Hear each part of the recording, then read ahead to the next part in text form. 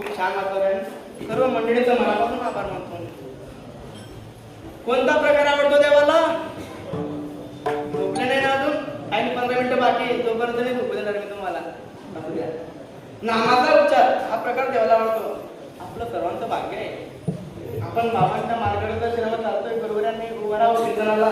मला पामर आहे काय कल्पना पायाची बाल पाहिजे माझ्यासारख्या पामराच्या कीर्तनामध्ये, परंतु ते बाबांनी उभं राहावं. खरंच मी माझं परम भाग्य समजतो. असू द्या.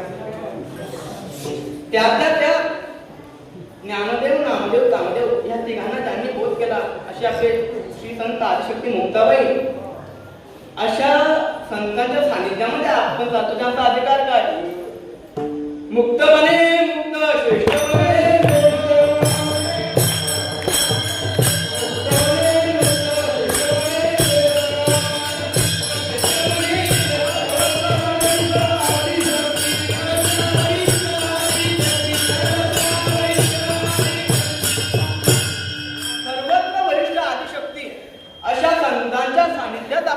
किती आपलं भाग्य. आणि बघा, नामाचा उच्चार केल्यानं आपण करणारे भगवंताला आवडतो, पण नामाचा उच्चार केला लगेच रिझल्ट भेटतो. बाबा आपण निघालोय काही फक्त 15 मिनिटांमध्ये सांगतो. मी तुमचा जास्त वेळ घेणार नाही. आपण निघालोय पहिले दिवसापासून आपण भगवंताचं नामचिंतन सातत्याने करतोय. कुठे असं एखादी वारकरी आहे का तो उपाशी एखाद्या दिवशी झोपला, एखाद्या दिवशी एकही वारकरी उपाशी झोपला नाही, कारण आपण नामाचा उच्चार करत येतोय म्हणून. बरं असू द्या, वारकरी चालता त्यांचे पाय दुखतात, त्यांचे पायाची मालिश करायला डॉक्टर सुद्धा आहे. म्हणजे त्या भगवंताला किती काळजी आहे. बरं, लोक त्यांना किती दान धर्म करतात. घ्यावं माऊली, आपलं तरी घ्यावं घ्यावं हो. आपल्यावर सुद्धा आग्रह करतात. मला म्हणायचं माझं थोडंफार जास्त नाही, थोडंफार घेतो लाईनीत असल्यावर ते तरी म्हणायचे घ्या. म्हणलं नाही बाबा. आणि आपण कोणाच्या घरी पाहुणे म्हणून गेल्यावर कोणी एवढा आग्रह करतं का आपल्याला? ते विचारता जेव्हा सांगता तुम्ही नाही, पण मग आपण भगवंताचं नामस्मरण करतोय ना, हे त्याचं फळ आहे. एवढं सगळं तुम्हाला सुख भेटतंय वारीमध्ये, त्याचीच कृपा आहे. असू द्या. नामाचा उच्चार आपण जो भक्त करतो ते देवाला आवडतो. आणि दुसऱ्या चरण सांगतात, तुळशी माळ गळा, गोपीचंदन विडा, दही गडवडा, गडामध्ये पवित्र अशी तुळशीची माळ धारण करा. त्या जरी फार मोठी काही वृंदानाची जी होती, त्याचा पती जाणील भगवंताने त्याचा वध केला, तेव्हा भगवंताने वृंदेला आशीर्वाद दिला होता, तू कलियुगात अशी ना सर्वात पवित्र तू अशी म्हणून अशी. ती फार मोठी काही तेवढा आपल्याकडे पुरेसा वेळ नाहीये. कधीतरी आला वेळ तर परत लोक असू द्या. पवित्र अशी तुळशीची माळ गडामध्ये धारण करा. कपाळावर गोपीचंदनाचा टिळा लावा. आणि हृदयामध्ये वैष्णवाविषयी कळवळा असू द्या. वैष्णव कोण? बघा, वर्षाचा किती एकादशा 24, किती 12 24 आणि 5 परोपकार किती झाले?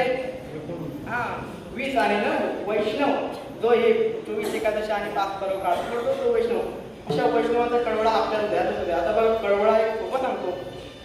श्री संत नाथ महाराज काशीहून रामेश्वरला गंगाजळ घेऊन कावड यात्रेमध्ये निघाले होते.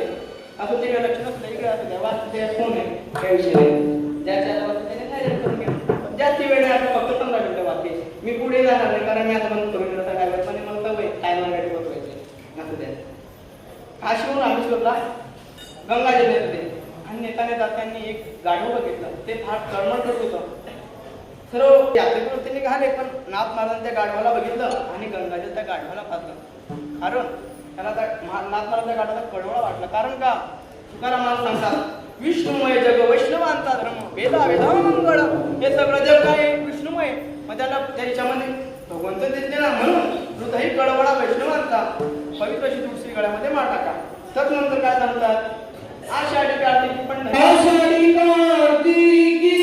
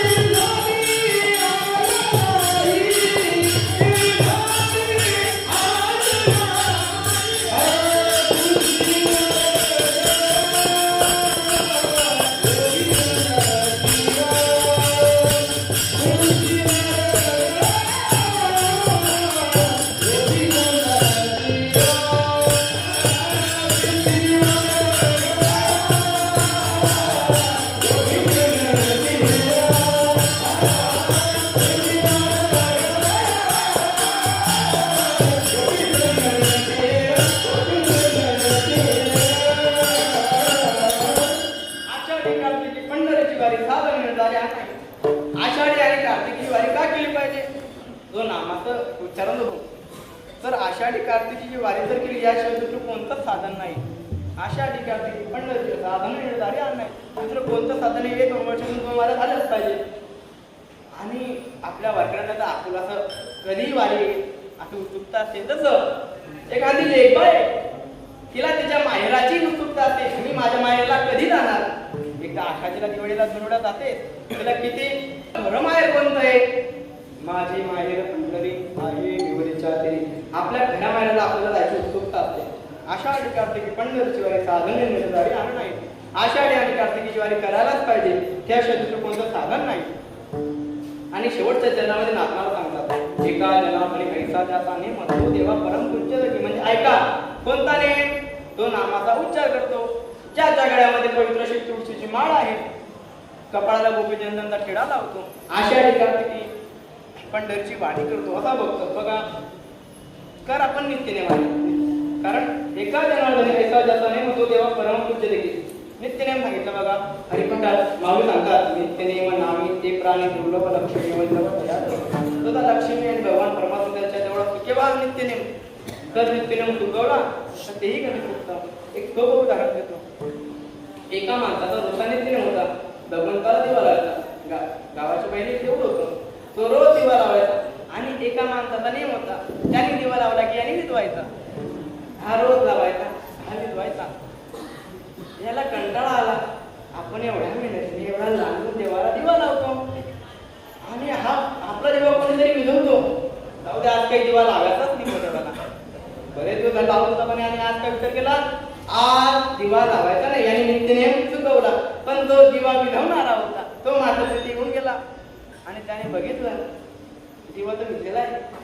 तो भगवंत प्रकटवंत सांगतात सांग तुला काय पाहिजे. कारण का त्याने नित्यनेम केला. याने नित्यनेम नाही केला. नित्यनेम चुकला म्हणून नित्यनेम पाहिजे. नित्यनेम नामी ते प्राणी दुर्लभ लक्ष्मी वल्लभ तया तेव्हा भगवंत आपल्याजवळ असतो. आपला नित्यनेम पाहिजे. म्हणून एका जनार्दनी ऐसा त्याचा नेम तो जो भक्त आहे तो हे सर्व पाळतो. ज्या भंगात नाथ महाराजांनी सांगितलेलं आहे तेव्हा तो भगवंताला परमपूज्य म्हणजे सर्वात आवडीचा आहे. कोण सांगतो शांतीब्रह्म पैठण निवासी नाथ महाराज सांगतात.